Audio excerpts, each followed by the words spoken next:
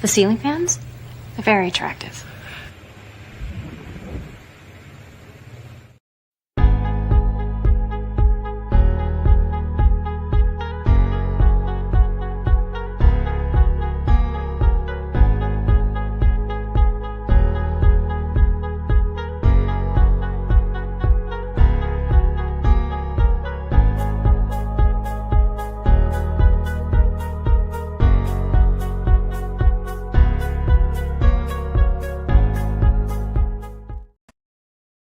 The Incredible Hulk will not be presented this evening.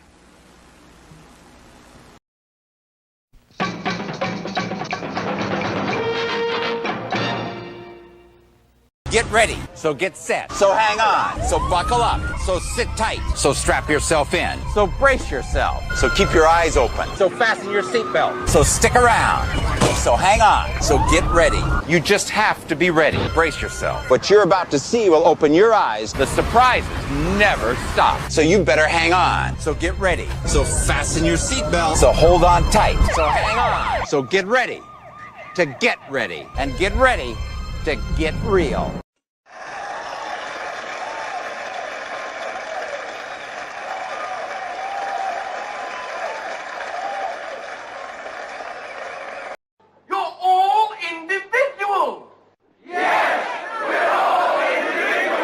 Clickety-click.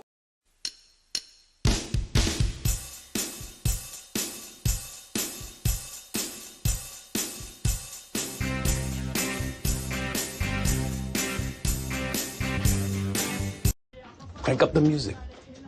Keep an eye on the back. This presentation is provided to you to amuse or entertain and not to conform or inform. The content on this channel should not be used to replace professional, financial, medical, or legal advice. All footage taken and used from public sources falls under the fair use of the Digital Millennial Copyright Act of 1998. Therefore, no breach of privacy or copyright has been committed. This show is substantially sourced, not affiliated with any community, club, fraternity, or gang. Your cat may vary. I say, moo.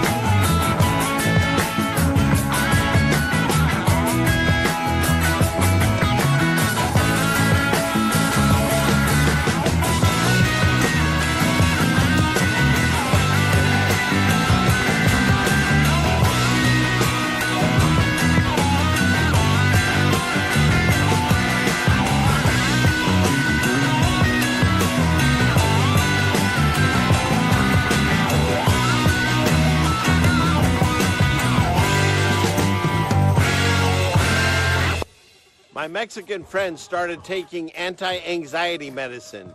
And when I asked him why, he said for his Hispanic attacks. Hispanic attacks. Hispanic attacks. You get it?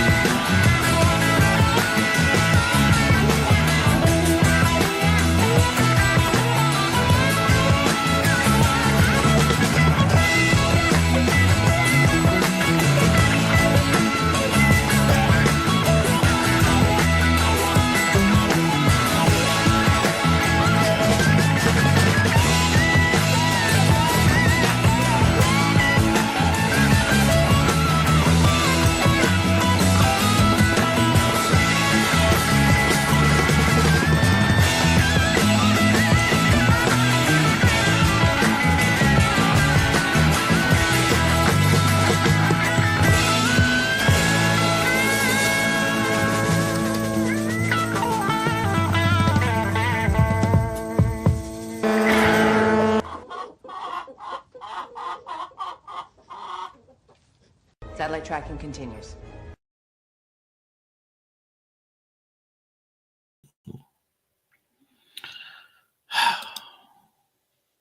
Wow. Wow. Hey, everybody. Sorry about this sigh. It's Friday night. Whoop, whoop. We made it again. We're on the correct side of the grass, whichever one you deem that. I like being on the top side, I guess.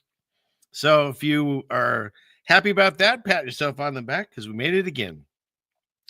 Wonderful to be with you all again tonight. Sorry about the late start. Life is very busy over here at the fan house, but we got it on the show on the row or whatever you say. Now I just have to, oh shoot, not that one. Now I have to find the right button, and hopefully my camera is working properly. And so we'll try that. Clickety click. Okay. Hey, everybody. Hopefully the mic's good tonight. I know we had some problems last week. And, but yeah, good to be seen by you all tonight. I'm happy to be here again. It was very complex week. And so I'm not making excuses. I just was working on things right up to the last minute here and then having some technical issues. But we're here and let's enjoy ourselves. So we'll talk about some subjects tonight, as always. And I actually was able to, through all the craziness, that's what took up probably more time than I should have making the show, put the show together, was I made a new Sarah video. So we'll have that. A ceiling fan man, world premiere video. So we'll have that to look forward to tonight. And yeah, she makes an appearance. She's not really into fighting right now. She's, I don't know. It's like she made peace with her. I don't know. She found her inner Zen. We'll see. But she does make an appearance in it. So let's see. Where should we start? Everybody. Okay. 5x5. Good. The microphone's doing it. Good. Sound is mint. Okay, cool. Appreciate that. Yeah, I know. It was. It's been really, I mean, seriously, it was, oh, really? You guys all felt it? Man, I must have made that was louder than I expected. So, yeah, it, my real life with kids and grandkids and work, it makes it so there's less time involved in this. And so, burning the can on both ends, but we're making it happen. We're getting it done. And yeah, so that's what that sigh was. So okay, where should we start here? But thank you for all. Oh, we'll see the dogs. I mentioned them, but they're not in the video. Maybe one will show up. There's one that likes to lay on the bed up here next to me. So but yeah. Yeah, that's fun. That's what she would do. But then she just kind of, I don't know, she went all zen on me. So maybe I can get her going again. But I also don't want you to think I just walk around the house all day trying to get my cat to fight me. That's not it at all. Just like tell you that. Okay. Let's see. Let me get into the stuff that's going on in the news today. Let's cover some of that because why not? What else? Let's just jump right into it. After this, you're tardy. So let's see. That's us on Rumble. Hey, Dennis and a few others over there. Okay. I don't know. I double checked and triple checked this one because news stories are getting super weird. Weird. And this one, like, apparently this has happened before. They said it happened, I think, if I think about it correctly, I think it was in the 80s. I don't remember, or maybe the 2000s. I don't know. But they said that this has happened. Oh, you're not even seeing the screen. What's going on here? Okay, let's try this again. Isn't that great? Should I do another one of those sighs? Oh, my goodness. Shoot, it's going to be one of those nights. All right, let's get this here. Let's shake this off. Let's where's that thing here? We'll go Super Friends on you. We'll shake it out and start over. Hi, everybody. It's glad to see you tonight. And okay, so I was trying to screen share. Let's see if I can do it correctly this time. That's what I did wrong. Too many buttons. Okay. That's Rumble. And this is the story I want to talk about. So hopefully you'll see this. Yeah, okay, it's working now. So does anybody remember this? So apparently 37 years ago, you guys can do the math on it. I forget what year it was. But well, that's almost 40 and we're at 20. So yeah, I think it was the 80s. So orcas started putting dead salmon on their noses and swimming around like a hat. And they say, number one, 87, thanks. Number one, they say they don't know why they did it. And number two, they're saying is that it caught on. I mean, honestly, like fashion statements, like one orca saw it and said, ooh, that looks cool. I'm going to do that. And then they all start doing it. That's science's theory.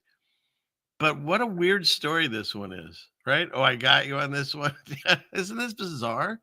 But go ahead. You can double check it and triple check. You can grok check it. That's the thing that's driving me absolutely crazy. Is I get obviously a lot of information that I like to talk about on this show through Twitter feeds or X or whatever the heck it's called now.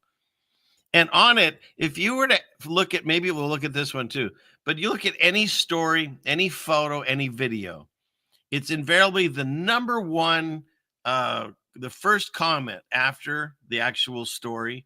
And it's somebody asking Grok if it's real.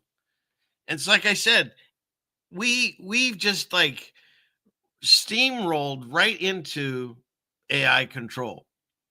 Because I used to make the comment that the Constitution is written in cursive, and the generations growing up, they don't even know how to read it.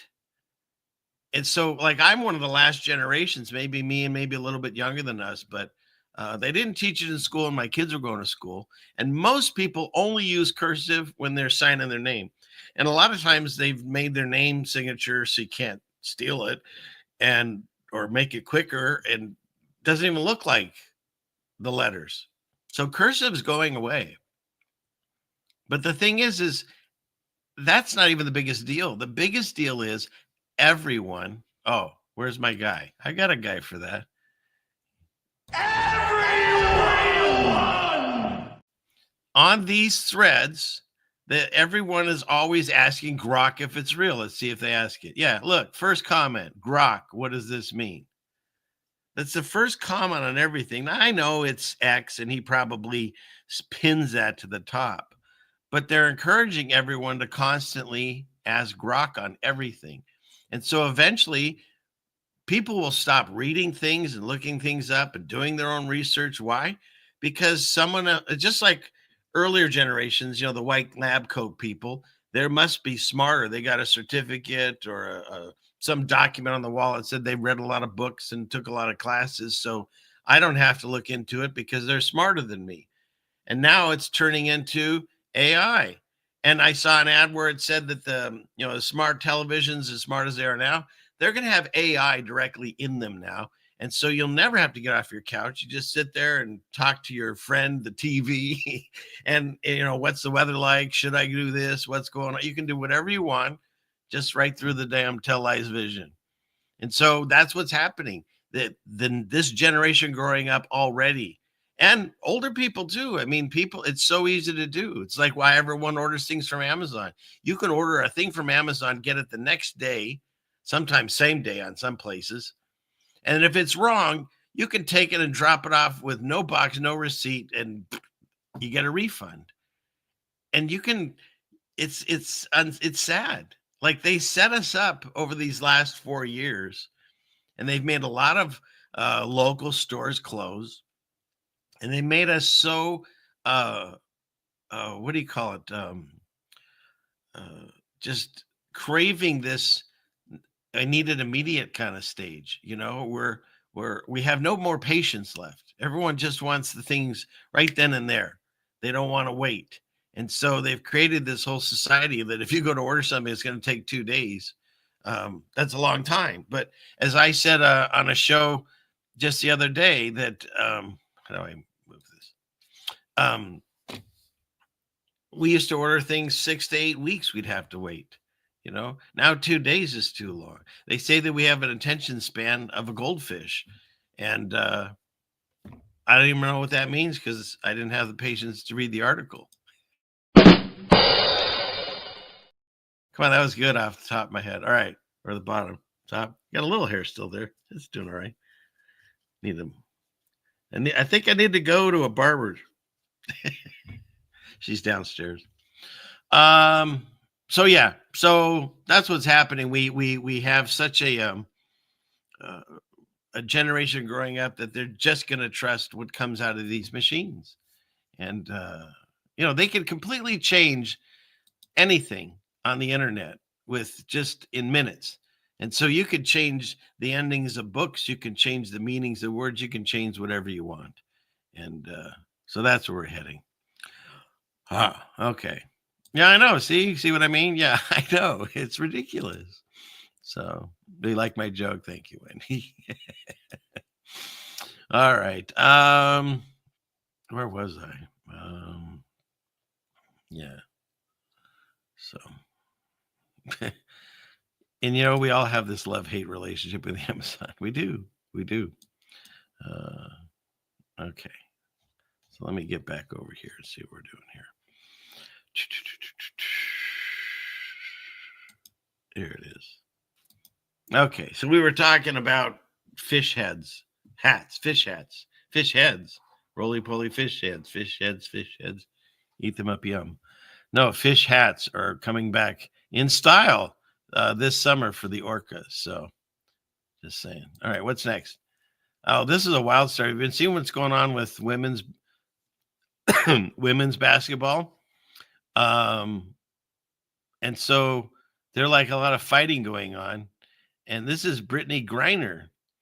And she was caught saying something about Caitlin Clark, and she's defending herself.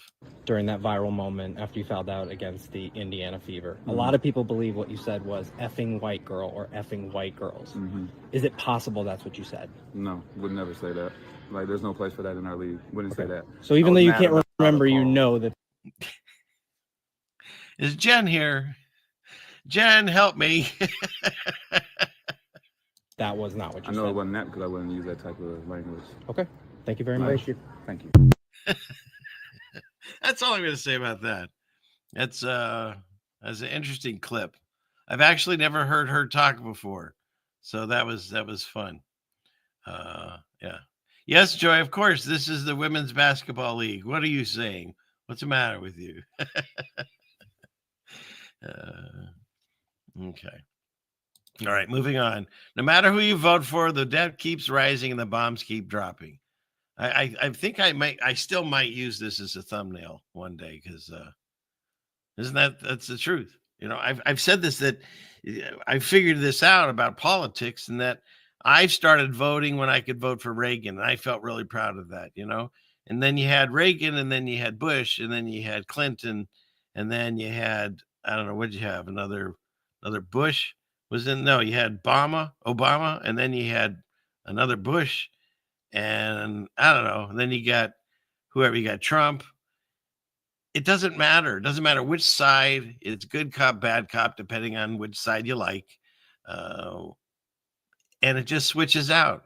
Meanwhile, this exact thing is what happens. Sometimes you pay more in taxes. Sometimes you pay less. But everyone, they've got us all fighting over this so bad that like people can't even discuss this anywhere. And families are breaking up over these things. And it's a bunch of people that will never have anything in common with us. They only have it in common with each other. And they pretend that they're going to do things. And yet, whatever they end up doing, these two things keep happening. Period. End of story. So there is no side to this. They're all on the same side. They're both the same bird, right? The left wing and the right wing. And it's a bird of prey, and it's feasting on us. They don't associate with us. We're the cattle. We're the workers. We're expendable. Have some more tea. Okay. Thank you for the drink. Okay.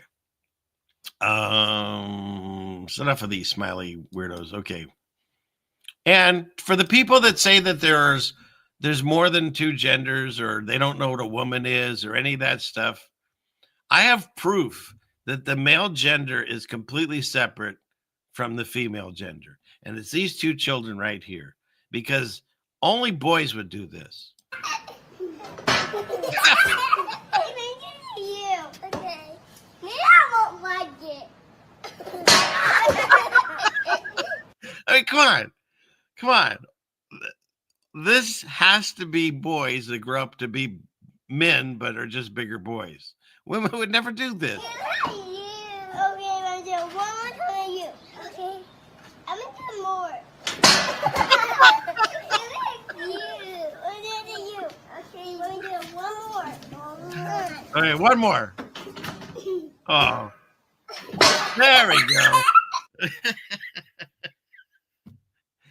And you'd have to assume that that's dad filming it, because I don't think mom would. I mean, maybe she would, but most likely that's dad filming it, I think. Yeah, they're the original headbangers, right, David? Oh, shoot. So I thought that I just had to share that because I watched that way too many times. And in fact, here, I'll even do you all the favor. If you want to watch that at your leisure, I'll copy it and I'll throw it in here. I don't know. I just think that one's fantastic. Okay. And if you're over on Rumble, I'll throw it over there too. Okay. Let's get back into it. Oh, do I have anybody on Rockfish? No, I think it's just me over there. Well, I'll throw it in there anyways. Heather might see it. Oops. I did that wrong. How do I fix that? See, I shouldn't have tried. Went too far. I flew too close to the sun. Okay, paste. There. Okay. Phew. Fixed it. It's all good. Don't worry. So. Okay. Yeah. Yeah, brutally cute. Yes. Right? Okay, good. I agree. See, that's my, yeah. So, all right. Where are we at here? Let's keep going. Oops, that's the wrong button again. Let's see. Did I miss anybody just coming in? I bet they snuck in. If you're late, you're tardy. I don't feel tardy. Unless you don't feel tardy.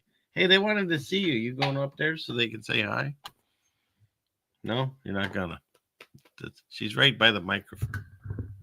Oh, now it's by the ceiling fan, man. So whatever. She's right there. Sorry. All right.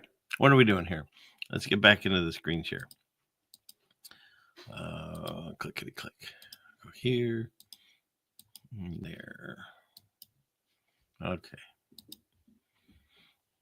And this is that awkward moment when you drive your Chevy to the levee and the levee isn't dry. This is what happens when you're drinking whiskey and rye. Sorry. Sorry, not sorry. These things make me laugh, so you're stuck with them. Normally, my wife's stuck seeing all these, so now you all get them. So, and like I said last week, they used to make comments that Trump, the news always reported falsely on him, and they called it fake news. But now Trump himself has become the fake news. There's many channels that are doing Trump AI videos, and I'm telling you, it's other than what he says, but sometimes even what he says, it's hard to distinguish. So sad. What happened to Johnny Padilla or whatever his name is? Yeah, you bet. Total tragedy. I mean, seriously, folks, there are real problems going on right now in all of the, let's just call them the theater kids, the Karl Marx theater troupe, otherwise known as the political left. All they can do is pull little PR stunts while the country burns. Anyway, happy No King's Day to the haters and the losers. Plenty of losers out there today with the weirdest bodies you've ever seen in your entire life. So, like, I'm telling you, this sounds just like things he would normally say. But then when he got to this part, that's when I was like, okay, wait a minute. And yeah, you can tell it's AI, but when it's on a small screen, it's kind of funny. My goodness. Mashed potatoes, total mashed potato bodies. They're built like garbage bags full of expired cheese, flaming hot Cheetos, and mashed potatoes. It's true. But I'm telling you, the stuff he said at the beginning sounds like things he would normally say. I've heard him say things very similar to that. It wasn't until he got to like the shape of the bodies that I was like, okay, I'm just telling you. And as good or, you know, as devious as this has become. But wait, there's more, because it's just going to get better from here on out. Because it was just about, what, a couple of months ago when they came out with the commercials, and it was like Bud Light or one of those, and like the hands were morphing into the can and people were on fire and stuff. And we're like, oh, AI is never going to get the hands right and this right. Meanwhile, it's getting to the point where you're not going to be able to tell. And you're waiting for the alien deception. It's going to happen on TV screens. Everyone's going to be stuck watching it there, and it's going to work because it did work once before, right? When people had radios and they did the War of the Worlds, supposedly, people freaked out like it was a real invasion. That was maybe the test subjects back in the, was it 50s or whatever, 40s? And now we're gonna have it come across these screens, and you're not going to be able to tell. Every single photo now and video is up for questioning. Of course, they always ask Grok, but still, it's all up for questioning now. Yeah. So, okay. Like this. This is being passed around saying this is not AI, this is Tel Aviv. And this picture, 27 million views on this thing. Then you get to the next, readers added context. This is an AI generated photo. The real photo is here. Now, let me look at that one. I didn't see that before. Let's click on that and see where it goes.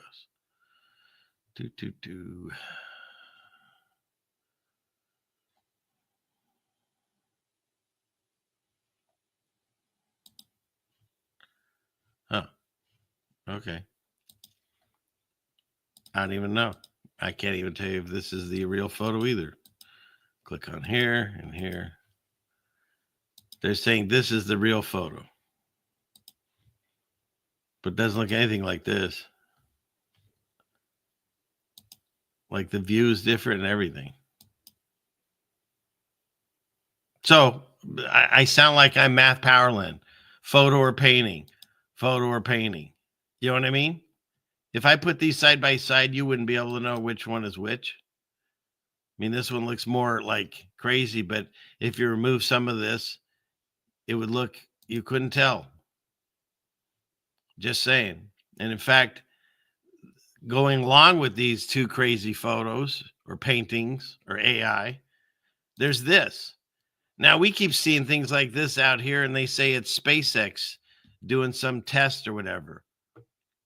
But apparently, allegedly, because look, the first thing they post is what is in this photo. They ask Grok. And Grok says, it most likely shows a ballistic missile exhaust trail, possibly from Iran, launches towards Israel.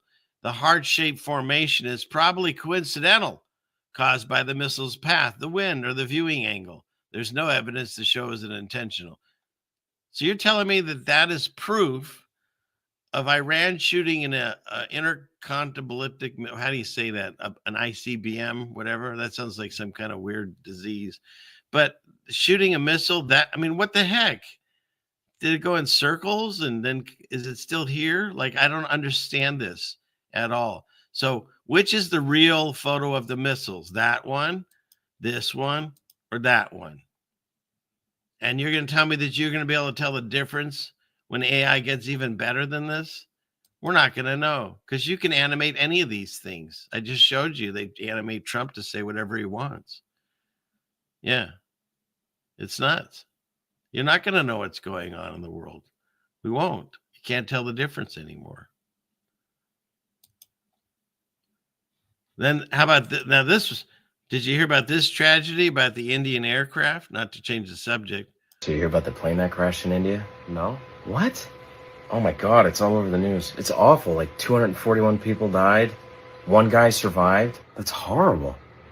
That's a big plane too. It's crazy how it just like planted into the side of the building, right? It just like took off and then like plowed into this neighborhood. It exploded. That must be a strong building, right? I was thinking the same thing. It's got to be like world-class clay or cement or something, right? Like I'm surprised it's still standing. Like that's a huge jet.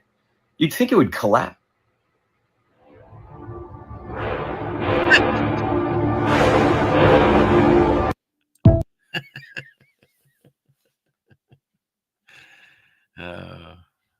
Geez, I wonder what they were suddenly thinking about. Yeah. So what's real? What's your real news? Tell me the real news, right? Is that real news? The thing that happened there? Is that fake news? How about this? Remember when they made a movie that was everyone made fun of? It was so out of this world ridiculous. Sharknado. It's where sharks got caught up and were flying through the air. That was the joke movie that everyone made fun of. I think they made like 4 or 5 of them. I don't even know. Meanwhile, a hammerhead shark fell from the sky on a disc golf course in South Carolina. I mean, where does the real news stop and the fake news start? You can't tell anymore. You can't tell anymore. Sharknado. Sharknado is actually real now. Okay. And if you're not worried enough, sharks are falling out of the sky. The flesh-eating screwworm is headed towards the United States, so we've got that to look for. Who makes up these names? Give me a break. This is Scientific America, and the best name they can come up with is the flesh-eating screwworm. But, yeah. So coming soon to the theater near you. Just saying. The screwworm. All right. What's this? Oh, I guess that's kind of space news we can cover. All right. But this is funny. Like a Dr. Pepper-sized meteor that's heavy as 3 baby elephants was discovered orbiting Mars. And the caption is, Americans will use everything but the metric system. And it's so true. I mean, literally, they're comparing a Dr. Pepper can and then elephants. But when I was growing up, they forced the metric system on us. It was it's kind of like the metric system experiment, I feel. And they made us learn it. It's actually a much better system. It really is. Everything's in tens. It's way easier than like 11/30 seconds and things like that. But it didn't stick, obviously, because everyone rejected it. However, it's remained in soda bottles and maybe a few other things, because there's always been 2-liter bottles and people don't even know what a liter is. It's really funny. So yeah. All right. Well, shoot. As long as we've already shown that, might as well. I'll hit the space news guy. Where is he? He's around here somewhere, or maybe he's not. There's that side. No, that one at the beginning was real. Okay, here we go.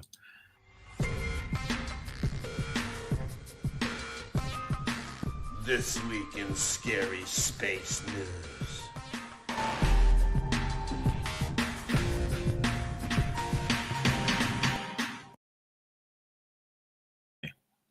Scary space news. So we've got this. We already covered the meteor that's on its way to kill us, and Bruce Willis isn't around anymore, so we're on our own. And then you got this. I thought was really interesting. This was taken, I don't know, from some space person. But isn't it interesting now all their photos or whatever are now showing a firmament? Well, that's what it looks like to me. You know, I thought that was a pretty cool photo. Painting, who knows? And then I've shown more than one of these, but China's up in space and they keep forgetting to curve the Earth. For all the flat earthers that are back on the ball, explain these. Maybe they re-edited it. No, they just forgot to take it out. So get off the ball and stop being ridiculous. All right. So it's enough of that. Meanwhile, nobody seems to be worried that Japan is preparing to make history as the first country to transmit solar power from space to Earth. And I've seen enough James Bond movies to know this is not just transferring solar power. That's a laser from a ceiling fan. So everyone's worried about China. And what about Japan? So they're set to fire off space lasers any day. We better get that Space Force up and running, because that thing has not left Earth, and it's getting ridiculous now. So, all right. What do we got next? And I missed it. Did anybody else see the happy face in the sky? Let's not even discuss how the moon now is upside down, because if you look at the waxing and the waning pictures, none of them were from the bottom, at least not when I was growing up. Now suddenly we can get light only on the bottom of the moon. And anybody else see this smiley face? No, you didn't see it? Yeah. It happened on the holiday of Juneteenth, which is another, for me, a Mandela effect, because they say that this country's been celebrating Juneteenth for like, I don't know, 100 years or something ridiculous. And I'm only familiar with it in the last several years. So, but that's news to me. I also was having trouble looking up the word choking because I thought it had a CK in it. And apparently it's CHOKING. Maybe that's not a change to anyone else either, but I'm not the only one that was misspelling that one, I guess. So yeah, so the moon, yeah, and the moon does, Buckeye Jim, and I love that name. The moon does all kinds of things. Like it'll be full, and then like the next night almost gone, and sometimes it'll like you said, it'll turn during the evening from one end to the other. It's like it's turning around. It's very bizarre. We just need to look up more. We're all engrossed in our lives, our busy schedules, and these machines where we get all our information. And people are not taking the time because they don't have it to go outside. And if you're not, make time. If you have the weekends off, do it on the weekend. But take your socks and shoes off and walk on the dirt, walk in the grass. You need it. If you cut yourself off from it for too long, you'll feel it in your body and symptoms. We need to maintain that connection. And, they put rubber soles, like people said, on all of our footwear, basically. I mean, even on slippers. And so rubber disconnects the electrical charge that you would get from the earth. And the earth is a living thing. I mean, provably so. Not because of this stupid science story. Look at this. Where is it? Oh, did I lose it? I lost it. Anyways, the earth is provably alive because you can't grow things on something that's dead. Or I guess fungus could grow on a dead thing or something. But, your plants have to be in living soil. And so the earth is alive. I guess you could take the soil and put it in a container, but then it's still alive. I don't know. I'll get back to you on this one. All I know is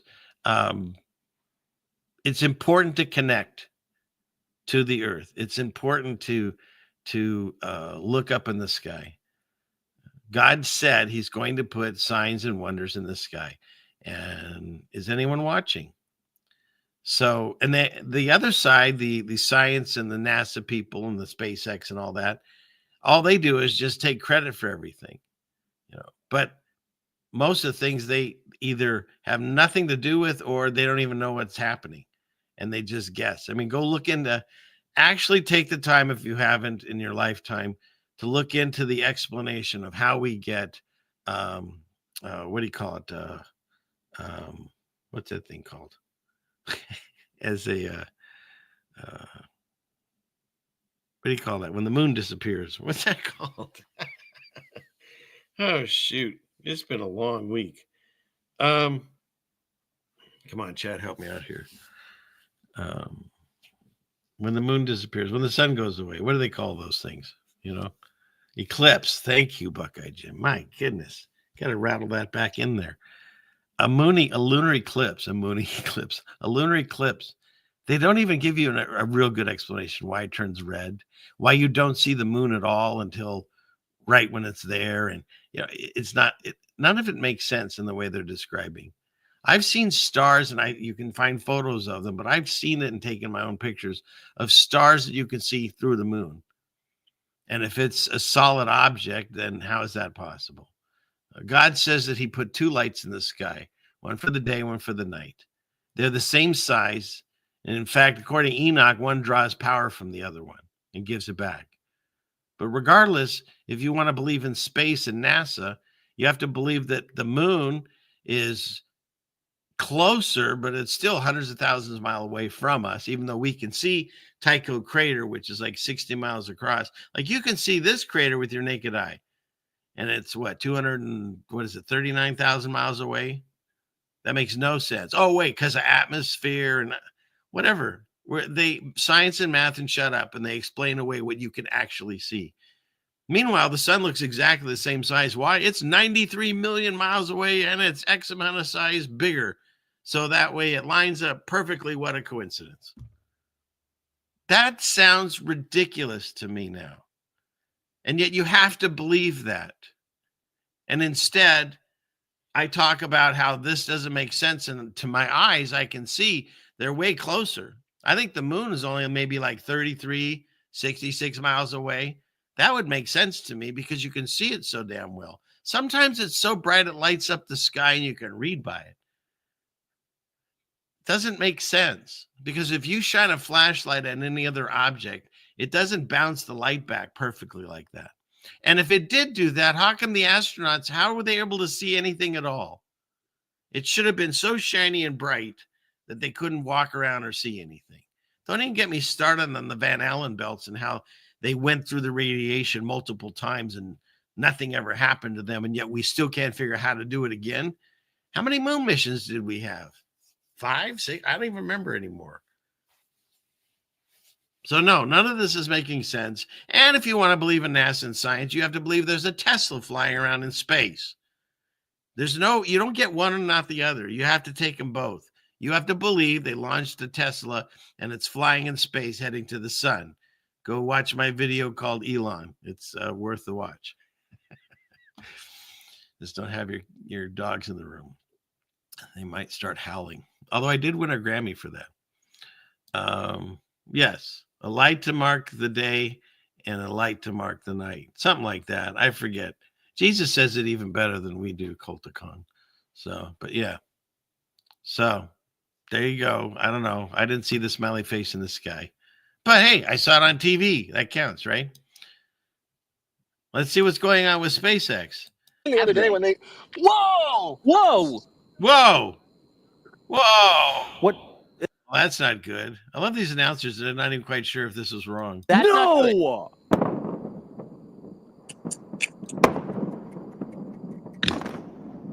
Well, there goes another one. Was there any people on that one? I didn't think they were. I think they were testing it or something. But, I brought this point up the other night. You guys weren't there. My wife was. With all the money that we spent over the years, like, let's for a moment pretend that this is all real and they can go to Mars and they can go to the moon and they're going to... All of that, if it's real, all the money and time that we've invested in this space thing, what have we accomplished? I mean, seriously, we still have the same problems with infrastructure, the same problems with homelessness, same problems with famine. You can go down the list. Meanwhile, we're dumping billions of dollars into the space program for the last, whatever it's been, 60 years or 80 years. How long has it been? Where we got 60s, 40s, 20s, like 60 years plus 70 years. I don't know who I'm arguing with. But what have we accomplished? Like, we're still on the same planet, if you believe it's a planet flying through space. We're still here. We've gotten, as my guy likes to say, my guy, well, it's now me, but it was the other guy. Like, we really have nowhere else to go. I got nowhere else to go. I got nowhere else to go. That should have won the Oscar that year. But seriously, we can't get off this planet. We haven't explored. I mean, we send like cameras and we roll around Mars and we bring back rocks. I mean, what has that done for us? Nothing. Like, if this were real, and government actually cared about us, they would take the taxes that they're stealing from everyone and they would fix the problems here on Earth. And then if we had things left over, then we can look at going off of Earth. But why are we going off of Earth? Why can't we fix Earth? Right? And each country should fix their own problems instead of sending out aid this way and that way. And I mean, I know I'm speaking in a fantasy world because this isn't the world we live in. It's Satan's world that we're living in. And so Caesar's taxes, instead of fixing the roads and everything else, they're going to, well, Caesar, and they're going to these fake programs, and nothing ever gets fixed. And then what do? Then they have us fight with each other because I like this slave owner better than your slave owner. I mean, that's all we're doing. And they're using our money to accomplish nothing. It's madness. It really is. And then there's protests. Okay, it's our right. It's the Constitution, which no one can read anymore, but it's in the Constitution. We have the right to, for the grievances and the free speech and the protest. Okay, I get it. I mean, maybe someone in the chat knows something, but name something that changed because of a protest. I mean, seriously, go ahead and protest. It's fine, but don't expect, just like me saying, this fantasy world, don't expect your protest to change the minds of the people that are doing these things. They just want you to protest and fight each other and destroy more infrastructure. So that way, why? You'll need more government assistance. Every time they burn down areas in these cities, the government's got to come in and save them, bring in cheese slices. I don't know. Remember, Reagan gave out cheese if you're old enough. But they want the government to come save them at that point. But the government is the ones that caused that thing to happen to where you need them more. I mean, it's genius in its evilness. It's the same thing with, and I definitely am not a doctor. I'm not a financial advisor.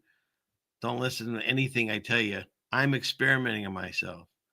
But when you take things that are natural, say like mullein, that some natives have used over the years for coughs, for cleansing the lung, for diaper rashes, for things like that. In today's society, that's alternative medicine. What you're supposed to do is take that plant and grind it up and then add in something else and create a pill and take that, or a shot and take that. Because see, that's science. We've advanced. We're improved now.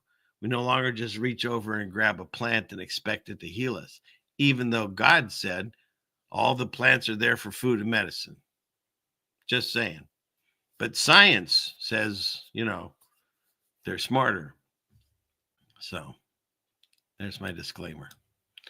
But yeah, and so I don't even know. It gets exasperating. It really does sometimes. But God says the saints will be worn out. And so we're getting worn out. If you're awake to what's happening in the world and you're a voice of reason, or as John says, a voice crying out in the wilderness, then I think that's what would label you as doing God's work. And so, yeah, you'll get worn out, but we're not supposed to quit. We're supposed to be here. He chose us for a reason, each and every one of us. He chose us for a reason.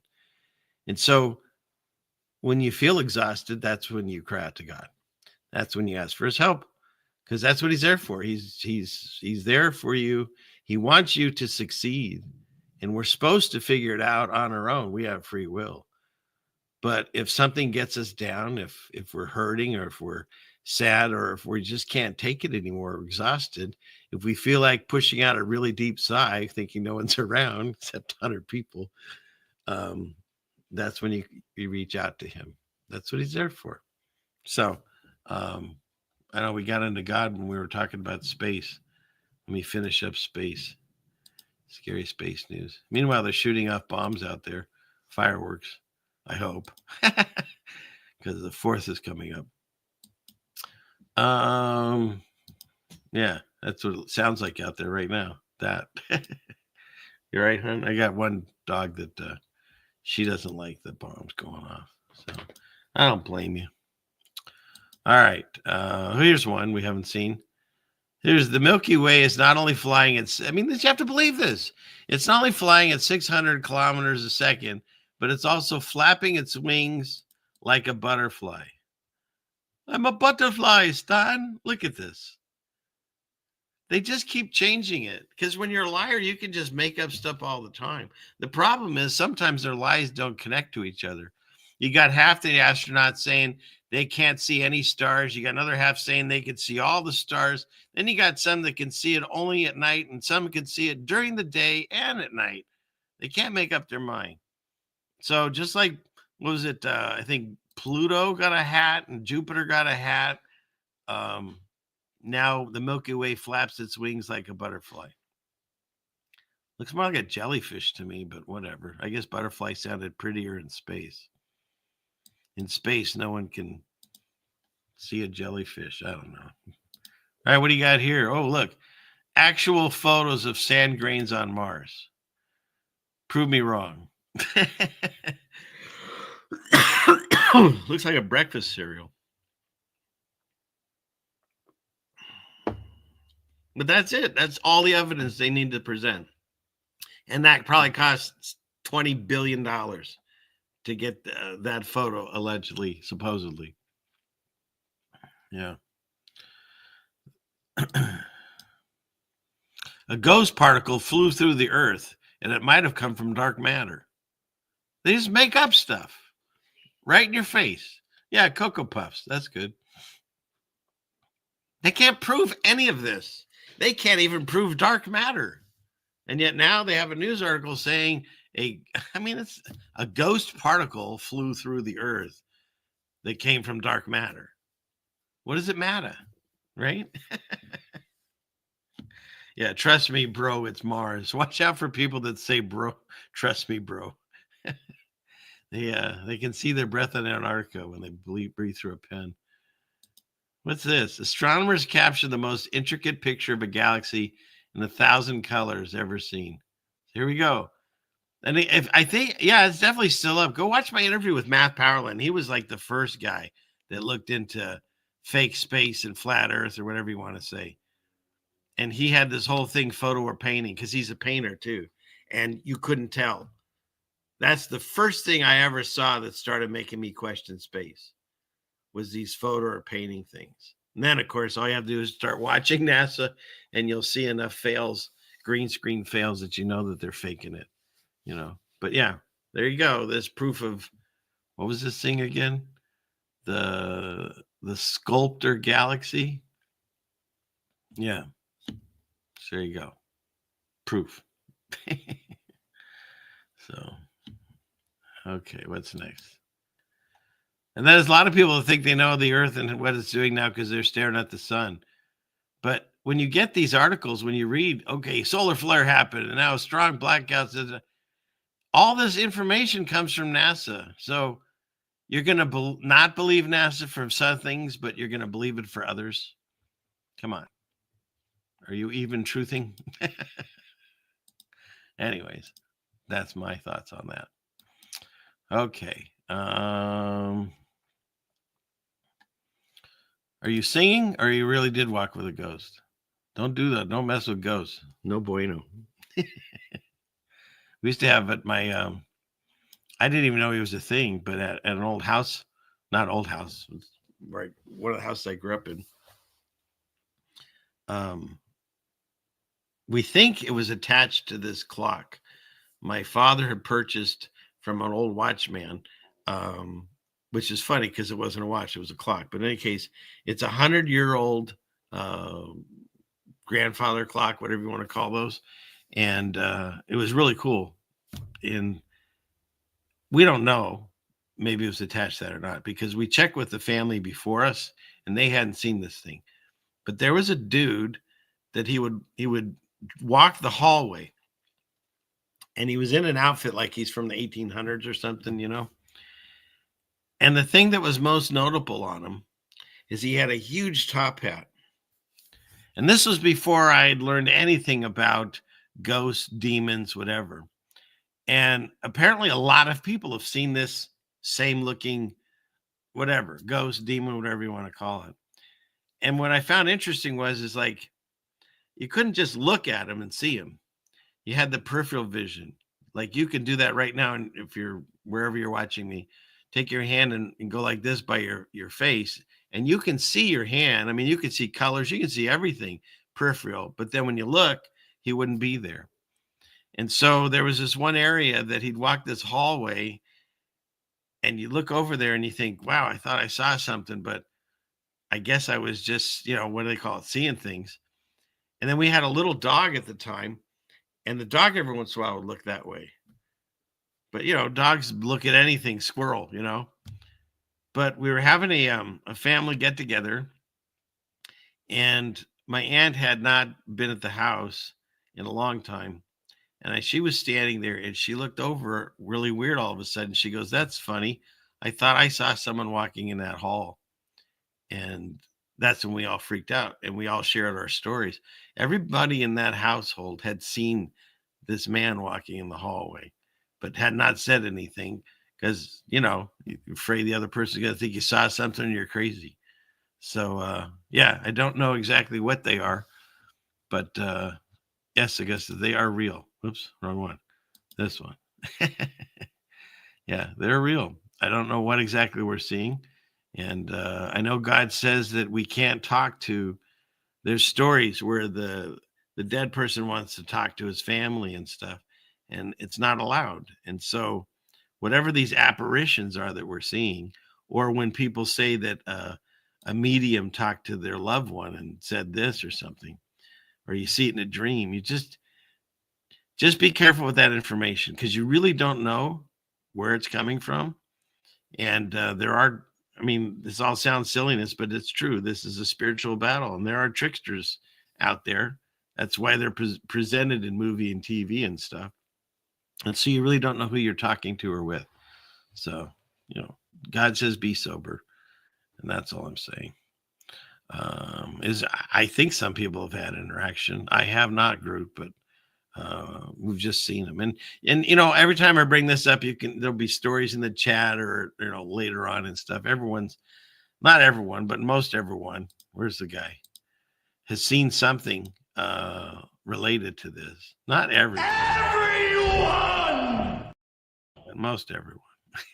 So yeah, some weird stuff going on out there. This is a spiritual battle.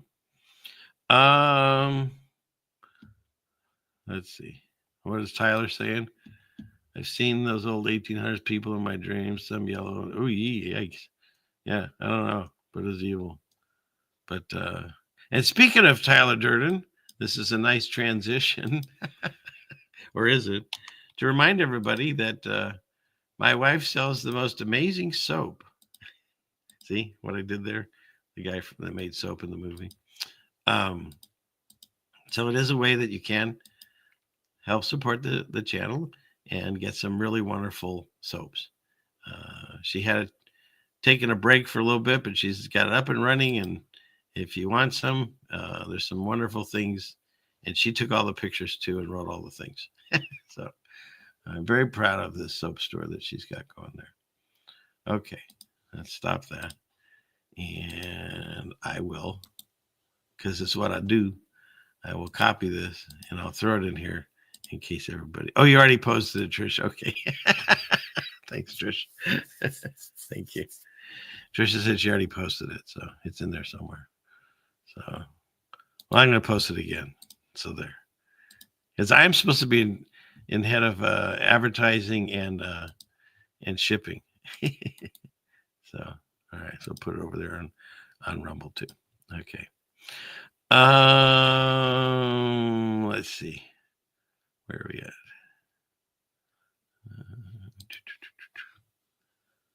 Well, I'll tell you what. 712.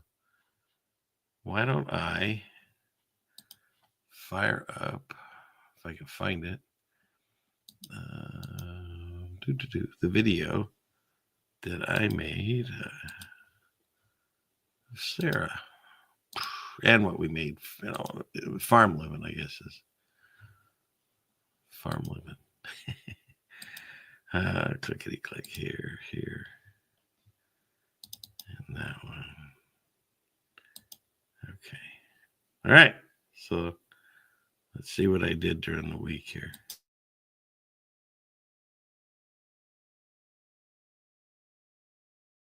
The ceiling fans?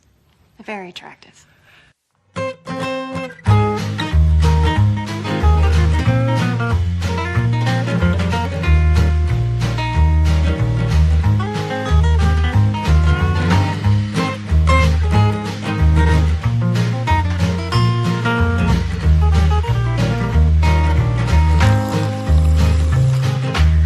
So we're going to have hot dogs tonight. Hot dog. With homemade hot dog buns. I can hardly wait. Smell that. Tonight's dinner consists of red baby potatoes, chopped up garlic. Oh! Loud noises! And what are the white things? What's that? What's the white thing? A little bit of Spit it out. What is it? I can't think of what it's called right now. But you put it in the food? A little longer than a few minutes later. The word we were looking for was Parmesan. Yay! Parmesan. If you had that word, you have the bingo. Bingo, bingo, bingo! Oh my God, bingo! It's looking amazing. I know you can't see it, but it is. There would be the hot dogs. Hot dog. Hot dogs! Hot dogs! There's the potatoes. They look great. All right, so we got these ridiculous sized buns with these ridiculous sized hot dogs, sausages, and these amazing looking potatoes. Looking good. Iced tea. Is that iced tea? Actually, sun tea. It was cooked in the sun. This is the end. All right, we got our round ice cubes. Pour it out of a mason jar because that's the best way to make iced tea, or as we call it, sun tea. Rarely happens in the great Northwest, but it happened today. Sun's out, guns out, baby. So some people are a mustard, and I'm a ketchup relish guy. It reminds me of the Dodger games, just saying. Dodgers. Meanwhile, you can read the card. Okay, I'm not gonna lie. I feel very blessed. These are weeds. Ooh, look at the blue ones on my property. And see, I can make a really cool bouquet of weeds. And those weeds. I mean, if weeds look like this everywhere, wouldn't it be a more beautiful place to live? Just saying. So I still have to cut these up. I haven't done that yet. But look at these blue ones. Look how pretty these things are. So I'm going to grab one of this, like so. Ouch. It's got prongy things. But in any case, look how pretty, right? Weeds. Beautiful. Love it. I mean, beautiful. Love it. So right as I was about to leave, I saw these pink ones. Look how pretty those are. But they were surrounded by like blackberry sticky hurt your finger ones. Ouch, ouch, ouch, ouch. And so I sure hope she freaking appreciates the love that was put into this. Look at, I'm totally injured. For sure. Like, totally. But no, isn't this great? Now we got pink stuff with it. We got the purple, got the blue, got the yellow. Look how beautiful that is. It's made of my weeds. I love it. So are you ready for this? Bam! Whoa! Right? And then, you know about these, huh? Right? We all know about those. Look at that. And it's free. Free. Free. I'm really not even sure I'm going to eat this. You're definitely not going to see my face on it. But there you go. It's amazing. Can't wait to try it. So there we go. We got the bouquet, the candle, the tea, and an amazing dinner. Bon appetit.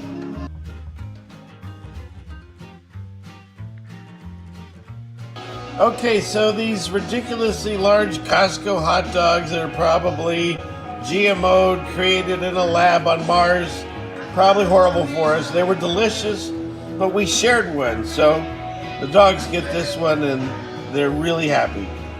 Happy dog! So here's a Ceiling Fan Man farm tip. Had a lot of oregano, and it's so much, and I don't have the time nor the nice machinery to dehydrate it. So I leave it in the back of my truck with the window open a little bit there. And the heat of the sun takes care of it, dries it out. Then I'll just put it into this. I'll strip the stalk, or whatever you call these, like so. And then you'll end up with oregano, and then I'll package that up. And we use it throughout the year, and I also give it away to people too. There you go. Makes it real easy to dehydrate. It doesn't cost you anything if you already have the truck. A little longer than a few minutes later. So there we go. I got quite a bit in this first harvest. So I've got all this, and then all of this goes to the chickens, and it does two things. They love it, plus it's oregano, so they're pre-seasoned if we decide to eat them.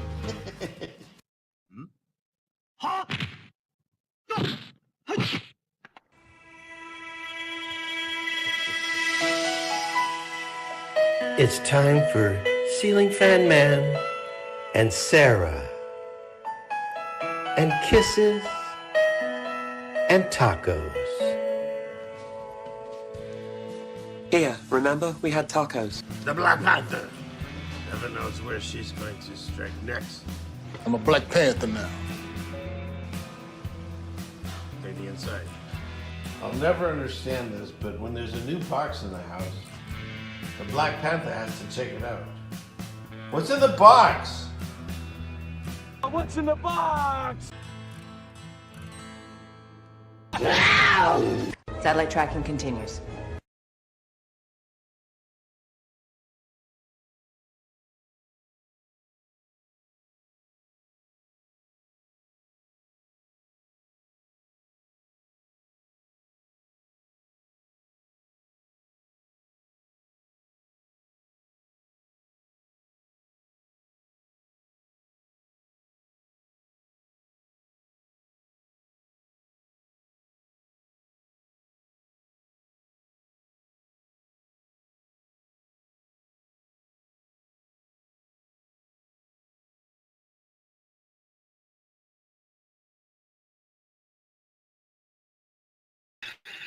Someone yelled, "I'm muted." Oh, jeez. But yes, she's so big now because when I shot that original opening, she was tiny. She was like this big, and it just seems like I repeated myself only to myself. Oh my goodness, what am I gonna do? It's been a long day. True. Yep. Yeah, that's true. Yeah. Well, shoot. I don't know, people. There's more tabs that I didn't get out, so I really don't have. I'm kind of stalled out here at this part of the show, and I got to get Patty off the screen. Kadoo. There we go. Oh, thanks, Connor. Appreciate that. Yeah, and you asked me, anytime I'll go over my origin story with you. Just reach out to me. So, but yeah. Oh, okay, Patty. Patty wants the tiger. At least we got to do that while we're discussing what else is going to happen. There you go, Patty. I call it your tiger now. So you only see that here. Let's see. So what should we discuss? Because the thing is the can't you see what that woman, Lord, she's been doing to me. I thought that worked perfect because to me, that goes all the way back. Adam's saying that, right? And which I always found funny because when God says, "Hey, Adam, what'd you do?" He says, "Well, the woman made me do it." And then he goes to Eve and says, "What'd you do?" And she says, "Well, the snake made me do it." So we've not taken responsibility for ourselves since the beginning of time. And so that when we heard this song, and if you don't know who the Marshall Tucker Band is, I don't know what to say, but they're very underrated. A lot of people, at least newer generations, don't know them. They've got some really good songs. And as you heard when we were making the food, we had the radio on really loud. It's fun to cook and dance and stuff. And so we had that going on. And that song came on, and that kind of what inspired my thought process there. Because when you break it down, yeah, everyone's pointing their finger at everyone else, but God made us with free will. That's the whole point of this. Like, if we didn't have free will and he just did everything for us, that's enslavement. Instead, he gives us the option, choose the right way or the wrong way, and you can choose the wrong way and still not go to hell or whatever, or lose your salvation. It just takes you longer to get to where you're going. Like, if God tells you need to go this way and you're deciding, well, I think I'm going to do better off going this way. I mean, it happened in the Bible multiple times. I think it was Lot and his daughters, when God told him to go this one way and he wanted to go this other way. And then they up stuck in a cave and all kinds of horrendous stuff goes on there. But we have free will. We're given the choice. If we choose to go our own way, then it may take us a lot longer and we might go through a lot more hardships in that way. But what I find is now I think with my heart and my gut more than anything, because you kind of just start feeling it. You feel that something's right. You feel that something's wrong, or you question it. And the things that I question, it's kind of like that thing. They made a big joke about it, but what would Jesus do? But when you get changed inside, you just start thinking not just about yourself or about the people that you can see. If you truly feel the presence of God in you, you know he's there all the time. So you start doing things that you don't want to. How do I put it? Make him upset. But not even that. Disappoint. To me, that word hurts more than anger or anything else. If I disappointed my parents, that killed me, If they got angry and stuff, you could just say, oh, that was uncalled for. I didn't deserve it. But if they were disappointed in you, that one cut to the core.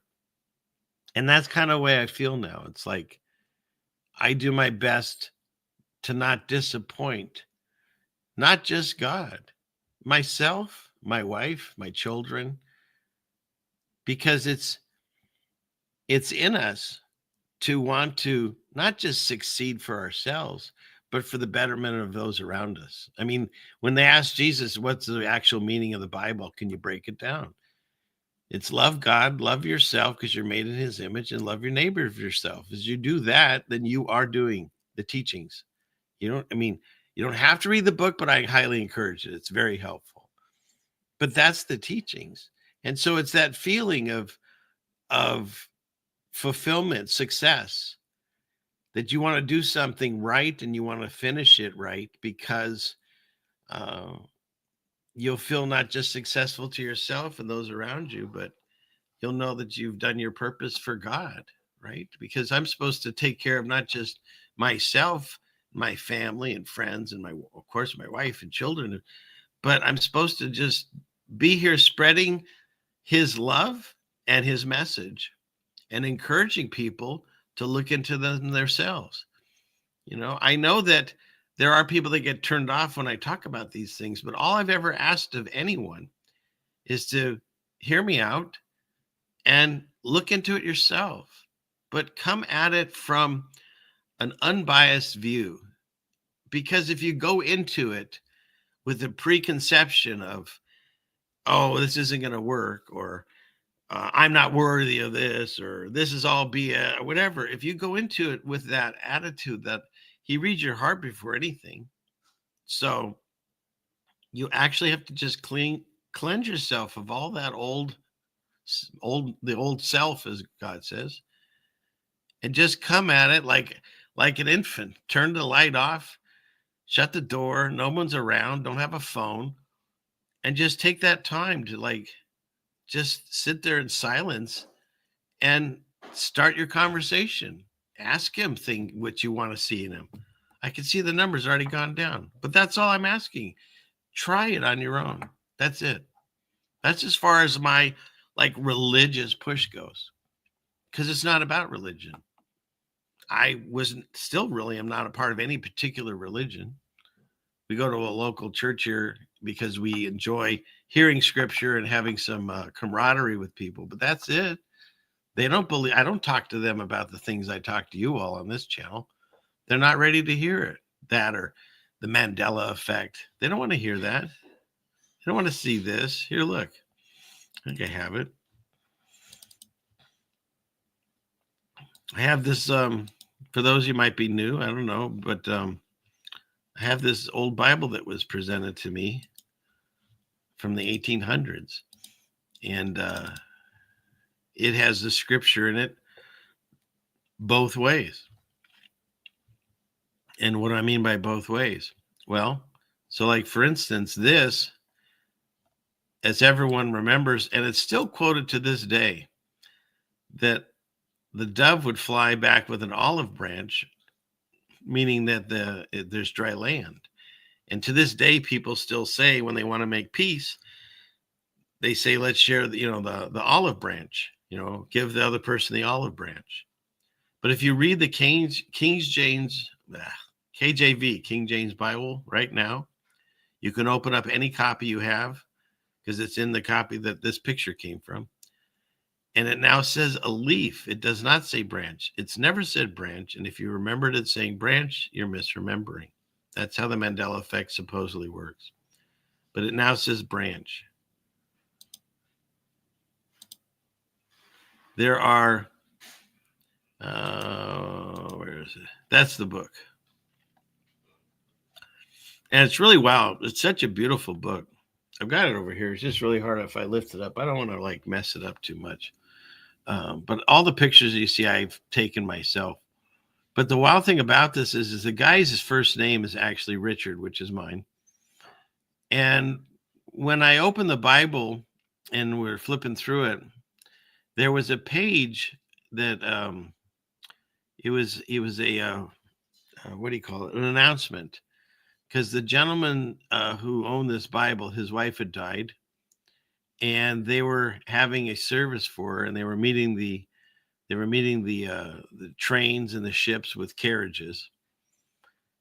But the thing that was wild about it was the day and month and day of the year is my exact birthday.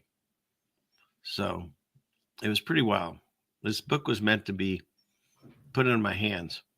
And I've shared a lot of it. Probably have to do another show where I'll just go through this more. But you can see it has these pages, and it also has these rice paper pages whenever it has a painting or an etching, I should say. And on this page here, you're going to see in a second, this is Matthew. This is what they call the Lord's Prayer. But so is this. Same book, different one page over. And so as we go through this, our Father who art in heaven, hallowed be thy name. Thy kingdom come, thy will be done. This is how I remember this. On earth. It's not a big change, but it's a subtle one. But this now is in earth. Go look at your King James Bible. But the big one is, give us this day our daily bread. And forgive us our trespasses, as we forgive those who trespass against us. That's the way myself and a lot of others remember this prayer. It's really the first place I ever heard trespasses as a kid, because I was a young Jewish kid. We didn't read the Bible. But here's that page. Remember I showed you? I'll show you again. We're going to read from this page, and I just showed you the picture on that page.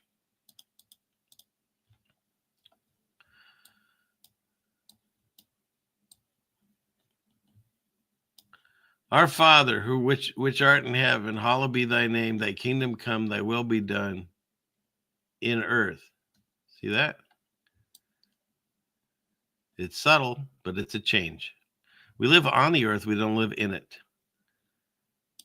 Give us this day our daily bread. And what? Forgive us our debts as we forgive our debtors. Do you know the church that we, my wife had to go to someone died, and she went to a service, and the pastor went up, and he had everyone recite the Lord's Prayer from memory. The whole church did it, and every single one of them, everyone did trespasses, not debts. Every one of them. And then what's interesting, when you keep on going, so if he's mentioning debts here, then suddenly 2 lines later, he says, if you forgive men their trespasses, then he will forgive you. But if you forgive them not their trespasses, your Father will not forgive your trespasses. So why did he change? See, this was always trespasses, and now it's debt and debtors. Now it doesn't make sense, because why wouldn't he then say debt and debtors down here? Doesn't make sense. Doesn't make sense that,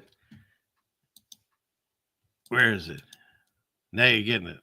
Doesn't make sense that everyone remembers it as trespass. Everyone! Everyone! He was so excited he said it twice. But there's people that they're not ready for this information. Like I said, I couldn't talk to my church over this. That's why I have you all here. You talk to me. I can talk to you. I can talk to you. Weren't you supposed to sing that? You can talk to me. Something like that. Now how do I get back into this screen I was sharing? Oh, no. Oh, there we go. So, yeah. Isn't that wild? And then here, if that wasn't enough, but wait, there's more. He never said that, by the way. Billy Mays. This is in the same Bible, the Lord's Prayer. This is several pages farther into the book. Our Father who art in heaven, hallowed be thy name. Kingdom come and live in earth. So it's wrong. It's got the new way instead of on earth. But wait, there's more. It has the old way for trespasses. So that means this Bible from the 1800s has the Lord's Prayer in 3 different ways. So which is it? The actual scripture, this one, or this one? They can't make up their mind. Big money ain't got no soul. Why are you singing Led Zeppelin? Are you even listening to me? Oh, shoot. And of course, Moses now has horns in most of the drawings and artwork and statues. But of course, my book also has him with horns. Moses got horns. And he's no longer in a basket, even though that's the first page of my book. He's now in an ark, which has like I don't know. It's like Noah's Ark. I don't know. It's weird. And he no longer breaks the tablets. Of course, Moses now breaks the tables. I'm not making this up. This is in my Bible, and it's in your Bible now, too. If you read the passage of him breaking these tables or tablets, they're now tables. Yes, Dojo, the changes are a real deal. They are. They are. Can I explain it? No. Can anyone explain it? No. Here's what I will tell you. I spent a lot of time researching this. When I first found out about the Mandela effect, it really freaked me out. I spent 2 full days, kind of maybe 3, kind of freaking out over it. Because on a molecular level, our world can change, and we have no idea how or why. It was pretty freaky. I've described it as when Wile E. Coyote runs off the cliff and he looks down, he knows he's going to fall, but he's got that few seconds before he actually falls. That's how it was for me every minute after I figured this thing out. And through all my study, here's what I would say. And I've talked with John Kerwin too, by the way, and I've done many shows way back before them with Brian Stavely. I was kind of his Bible Mandela guy, because there's very few people that read the Bible. I know people have read it, but not on a daily basis. It's a very small minority. And from that, there's an even smaller minority of people that believe in, or I should say, accept that the Mandela effect is a real thing. Because this is where you get people mad at you, is they say, well, the word of God can't change. And I'm not saying it's changing. I'm saying the scriptures, the books, the printed pages that we have given to us, handed down, they're changing. They are changing. Now, that's why God tells you to have it in your heart, is because one day they'll look for the word of God and not find it. But it's in us. And so here's what I figured out.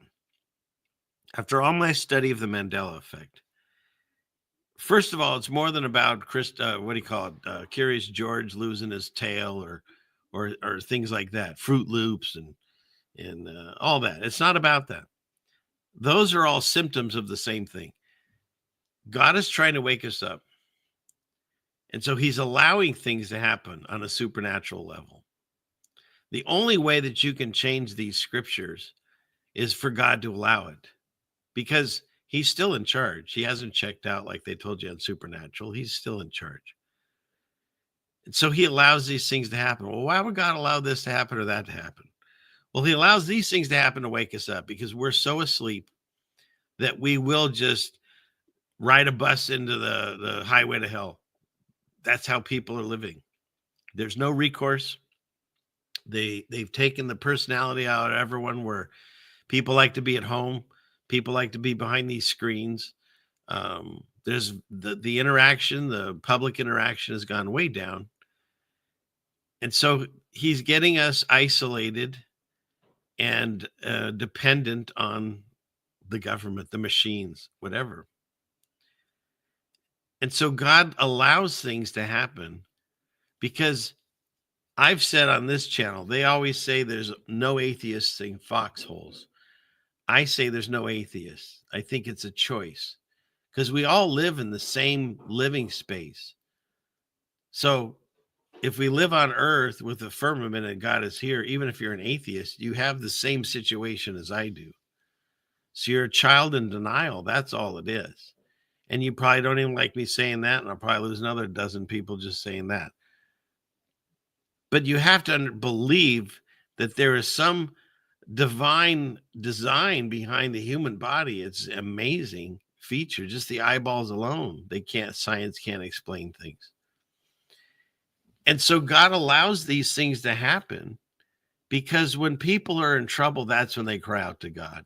When people are doing great, they take the credit themselves. I mean, ask Nebuchadnezzar, well, if he could, but that's what he did, you know? And so he allows things to get to the point where we cry out and remember he exists. And our job is to figure that out sooner than later. Because two things. One is wrath is coming, but you want the least amount of it to hit you. You know what I mean? If any. I'd prefer none, but it's up to him. I mean, Jesus suffered, so why do we think that we're so much greater, that we're going to get raptured out of here and we wouldn't feel it? I mean, when somebody gets hurt, if it's your child, you hurt too. And if you're God, you hurt for anybody, everyone. You hurt for it all. And so why would we then be so excited to quit when things got really rough so we could be out of here, even though our loved ones, our family, our friends, our children are still here? Do you think I'd be enjoying the rapture when they're going to go through this? God knows my heart. I want to stick around, even if it's nasty. I've got to be here for my kids. I got to be here for my wife. I got to be here for my animals. There's one right down there. When God checks me out of here, he'll check me out. But until then, I've asked him, look, if there is a rapture plane coming or whatever, give my seat away. Unless it's 11A, then I maybe should keep it. But seriously, I don't see that as the wonderful thing. It's beautiful. It's amazing. And God bless you. If you want to go and do that, if you believe in it, do it. I'm not here to dismiss that either. If you've watched my channel long enough, two things I get in trouble for, well, multiple things, but the main ones lately are the Mandela effect, because I can prove to you, not just in this Bible, but in many other ways, how it's a real thing. And so they call you a heretic if you say that the Bible's changing. Even though at the very end, Revelation, 22, where he says if you add things to the Bible, then he'll add plagues. And if you take things out, he'll take away your name in the book of life. So things can change in some way. He admits it. Satan's also allowed to change times and things. So we're in the great time of deception, I believe, because you can fight over everything and anything. You can fight over what the moon is, what the sun is. You can you can fight over space. You can fight over whatever you want. People argue over food and water and everything. And so I believe if that's the case, you would have had Jesus has come back. He mowed everything down with fire and all the other stuff that said it was coming with that. And we have the remnants. That's the stuff I talk about with like Jen and Chapu and Steve back in the day. And showing the remnants of all the melted buildings.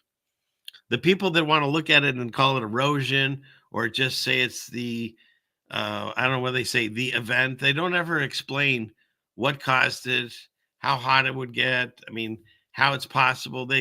What was the reason for it? How many there were? They can't, because nobody was there. Nobody can explain it. But there's one book that we have right now that goes all the way back and talks about these events going on. So that's the one I use. And so when you put the pieces together, that Jesus came back like he said he would, and I have multiple passages I can cover where he says he was coming right back. He wasn't talking about some future generation. He told one of the priests there that specific guy will see him, because they always throw at you, oh, well, he meant once they're dead, they're still alive in spirit, and that's what he means. But what about that priest he was talking about, or the Roman soldier that pierced him? All those guys are in heaven too? Maybe your story connects, but you got to connect a whole lot of emptiness to make that weave a pattern to look like anything plausible in my mind. Whereas I'm listening to the word of God. I'm listening to Jesus's own words that he's going to come back right within that generation. He says this generation to the room full of people. And when the apostles ask him and they take him privately, he says this. He says, he says it enough times. And if God says be fruitful and multiply, why would Jesus tell some people, well, it's better off that you don't have a child right now, because when you have to go through this, it's not going to be good on you, if he meant 2,000 years later? I mean, I can poke through so many of these holes. You just have to either want to believe into it or not, just like the Mandela effect. I can explain it to you, but I can't learn it for you. And so if that's all happened, then that would mean the 1,000-year reign of Christ happened. And then Satan's let loose for a short season or a little season. Sorry. Pizza. And that's where we are. We're in Satan's little season. And it's full of deception. Do I still have that thing on here? On deception? I don't know. Oh, I know where I have it. I got it on here. Clickety click. I'll find it. Where are we at here? Click there. Just relax. I'm finding it. Where is it? Oh, that's me going to Antarctica. I really went. I can't find it. You think it would be easy? No, not there. Okay, one more. We'll try there. There it is. See, I didn't give up on myself. Don't give up on yourselves either. Let's see. I have to sit through a commercial. Oh, that was the other thing that drove me crazy last week. Well, here, let me do this first. Let's see. We'll go clickety click. Here.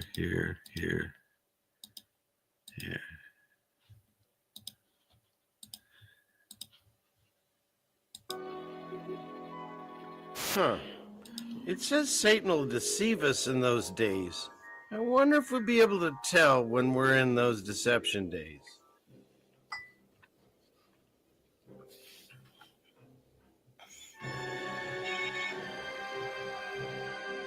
Right? You can argue over all of this. Now, can you see it? Really can't see it now, can you? How do I fix this?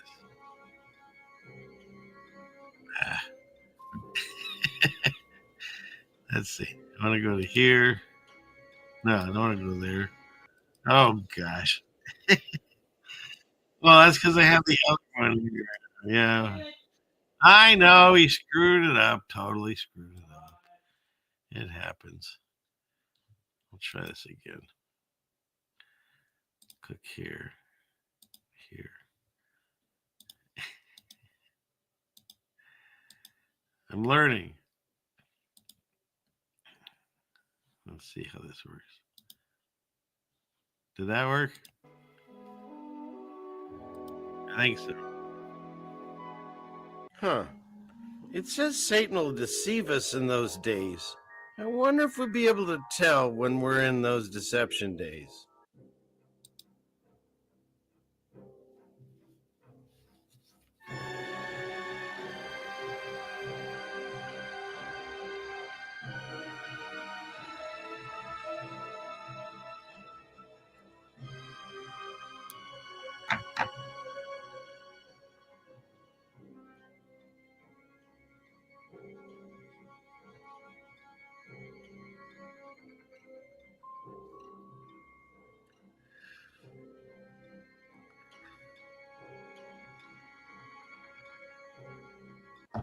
I think we're in those deception days.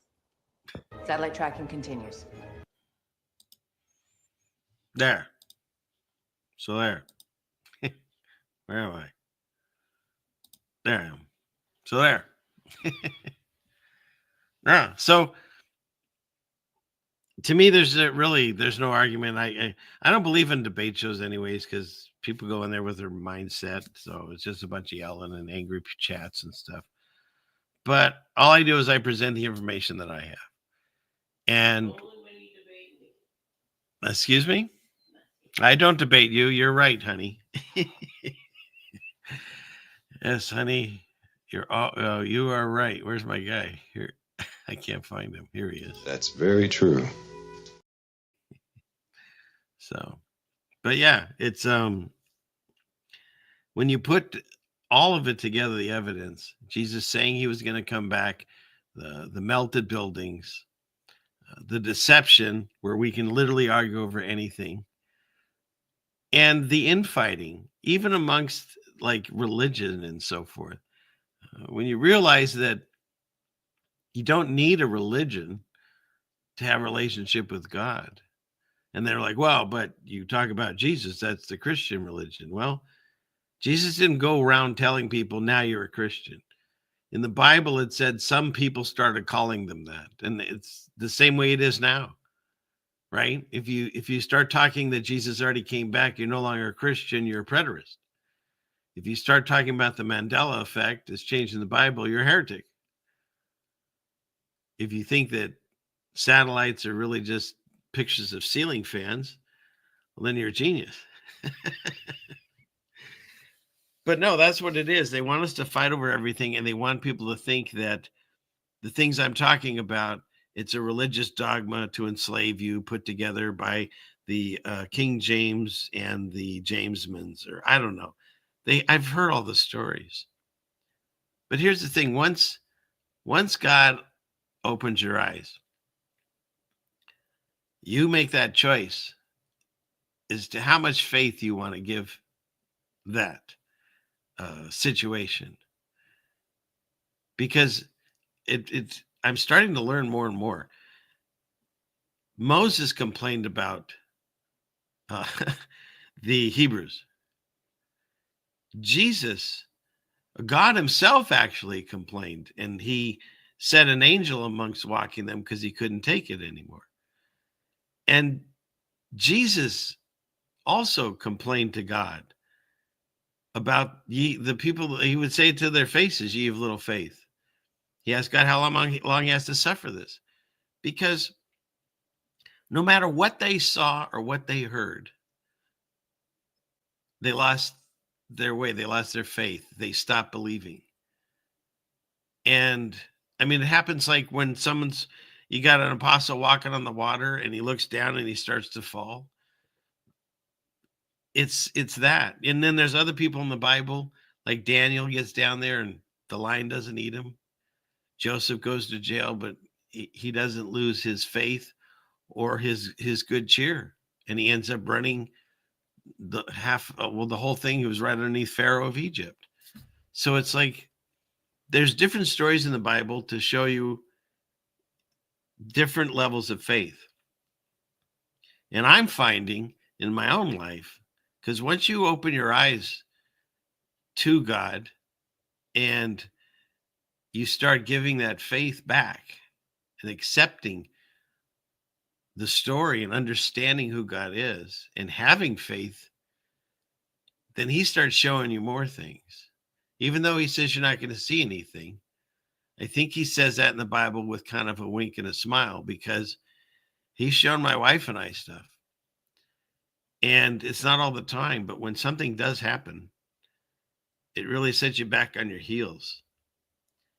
And it reminds you, if you'd forgotten, it's kind of hard to, that this is real, what we're experiencing. This is a spiritual battle, and it's a battle for our souls.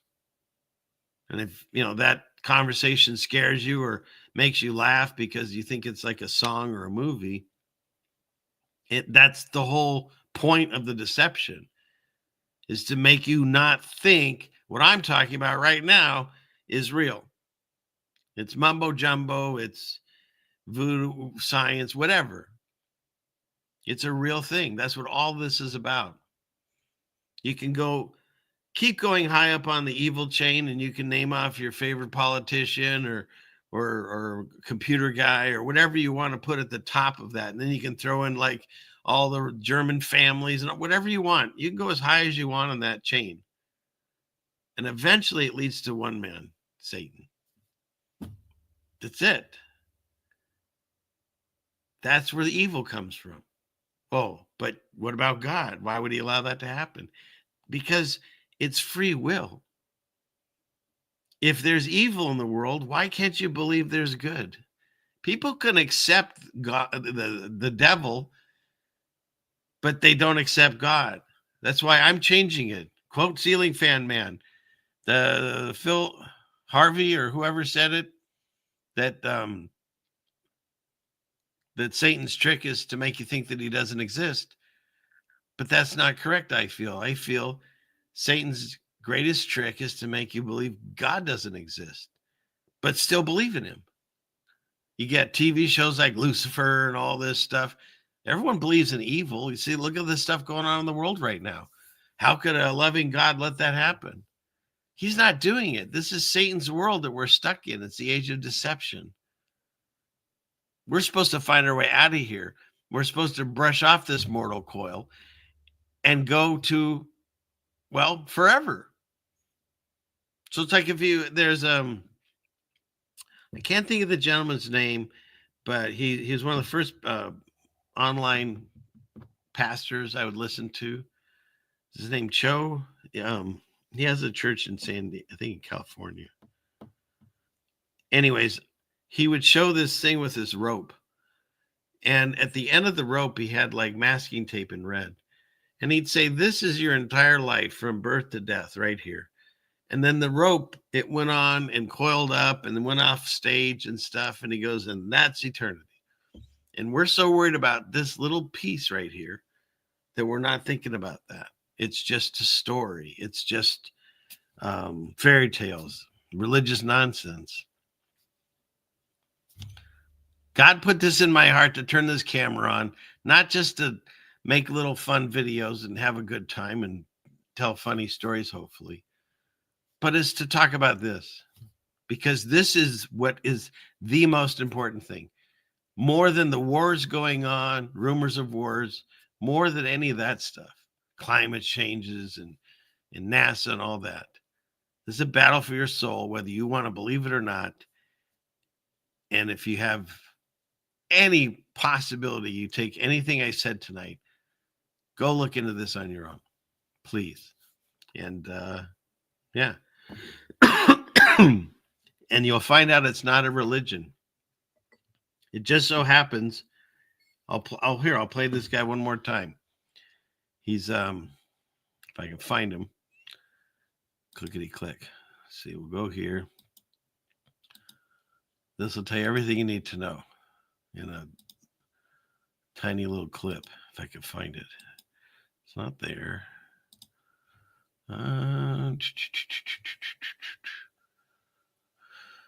Where'd you go? Let's try up here. Yep, here he is. All the Eastern religions and all the cults and all the world religions, they always gave some credit to Jesus Christ. The Muslims say that he was a prophet. The Christians say that he was an incarnation of the Godhead in his age. Yogananda and all these different Eastern teachers said that he had Christ consciousness. You know, they always use words like Christ consciousness, Christ this, Jesus that. The Buddhists would even say he was a Buddha. You know, he was another incarnation of God like Buddha was. And in all my searchings, I saw that all these people were pointing to Jesus. They're going, well, yeah, Jesus is one of the ways, but we're one of the ways. And they wouldn't all agree on anything except that Jesus was one of the ways. And then I looked into the Bible. I did this all through intellectual reasoning and laid it out on the table and figured it out that if they all gave him credit and he only gave himself credit, and they all agreed on one thing, that he was one of the ways, and he only agreed that he was the only way. So I figured I had no choice but to go with him. And then I started praying to Jesus. There you go. I don't even know where that clip comes from, but I can't say it any better than that. It's not about a religion. It's not. The religious aspect of this is the deception to try to keep you confused. Take away all the labels. Take away all the names. Some people don't even like the name Jesus. But if you break it all down and you take all the way the labels of Christian or Jewish or preterist or whatever, because I've had several labels at this point, it's about a personal relationship between you and God your Father. That's it. Once you've made that, then you realize the Jesus story is true. It's written about in all the other stories. Jesus appears in the Quran and a whole bunch of other places. Everyone's talking about the same thing. The calendar that we use is based off of the birth and death of Christ. They've changed it now, of course. They say, I don't know, what is it? I don't even know. But they've changed the letters. It used to be BC and AD, before Christ, after death, is the way the whole world ran. And if he was nothing, or he didn't exist, or they didn't believe in him, why did they make the whole the whole world runs off of that calendar? It makes complete sense when you figure it out. Everyone's stealing stories and rearranging them from the Bible. That's all this is. History's being lied to us time and time again.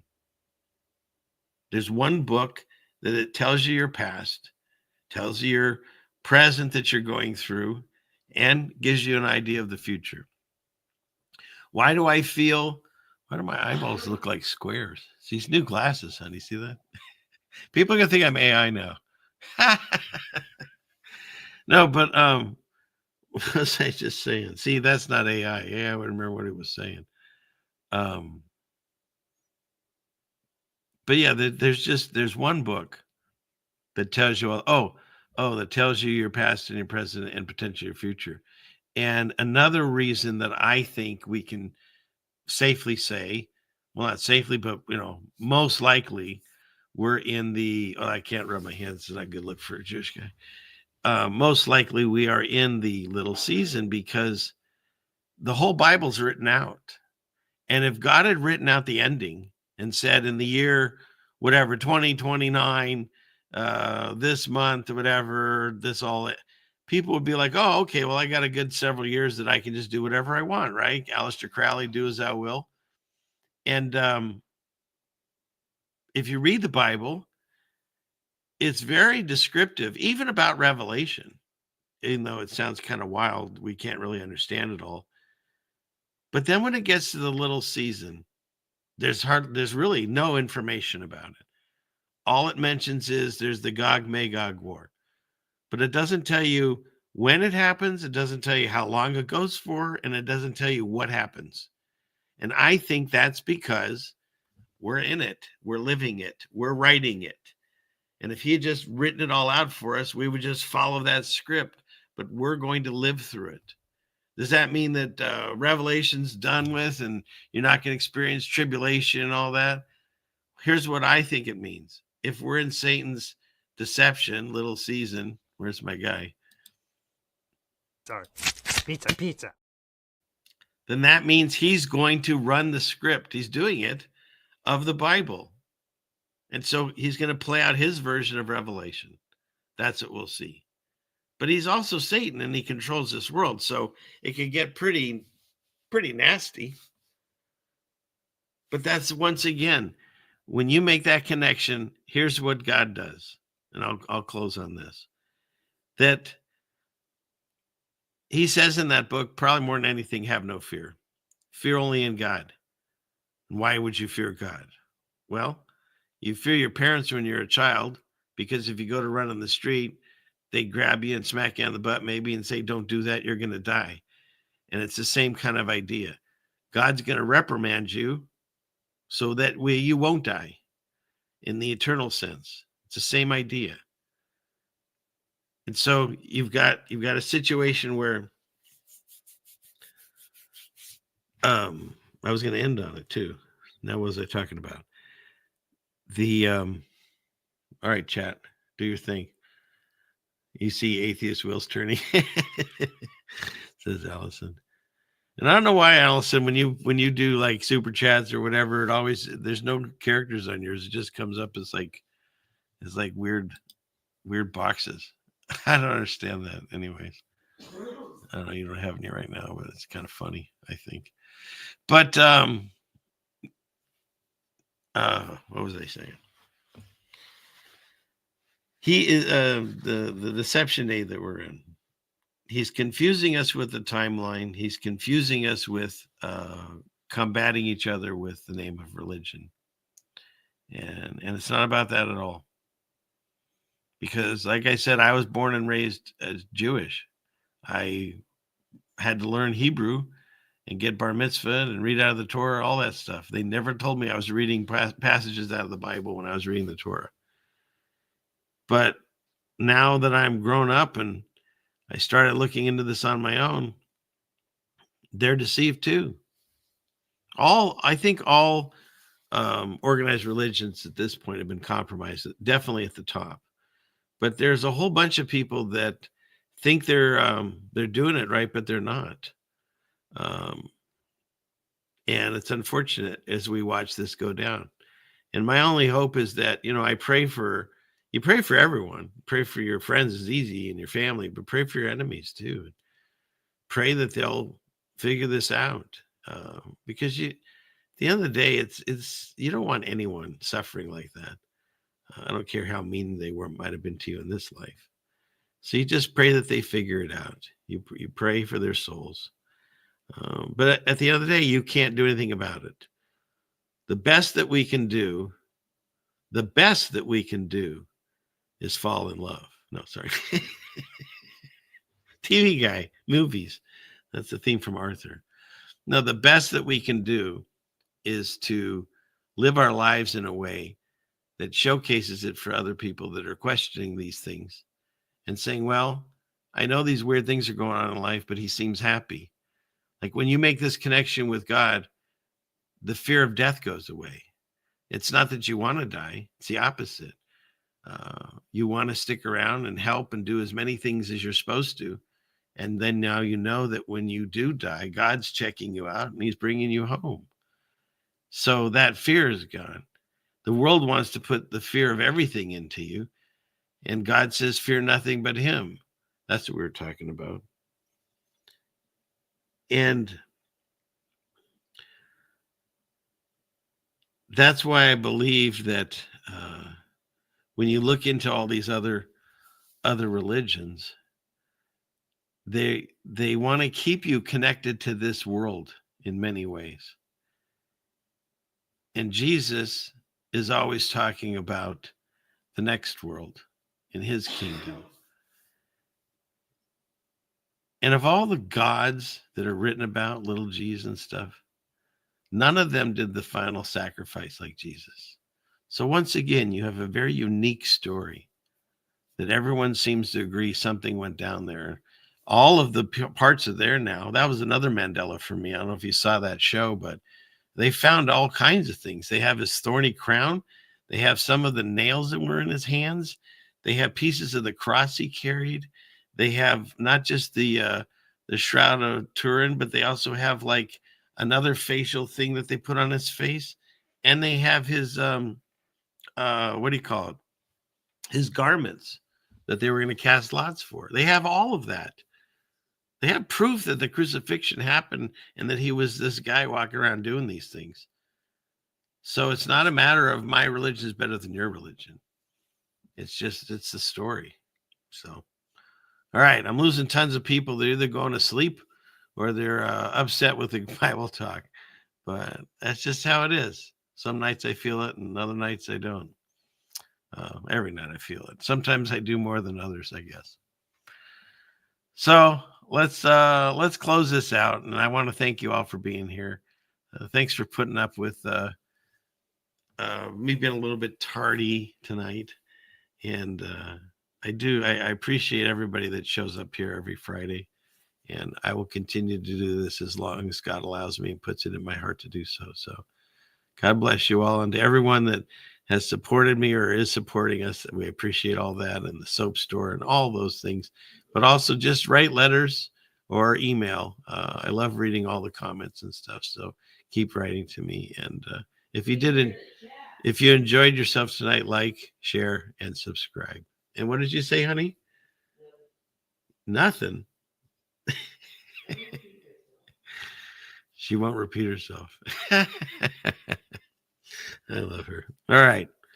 Well, that's it. Let's finish out with a prayer and say, please, dear Lord, watch over us and guide us through these times. Continue to give us the calmness and the peace in our hearts and the patience to be able to wait for others so that we can all come home together. May it be our prayer tonight that everyone listening to the sound of my voice now or later will wake up to the ideas and discussions that we had tonight and seek their own path and their own relationship with you, God. And we thank you for the blessing to be allowed to gather here and have these discussions with like-minded people. And may you continue to shine in our hearts and watch over our loved ones and our families and friends and neighbors, and continue to help us and heal us and carry us through these times. Even though we feel weary, we know that you're right there and we're in your arms. And we thank you for that. In Jesus' name, amen. Okay.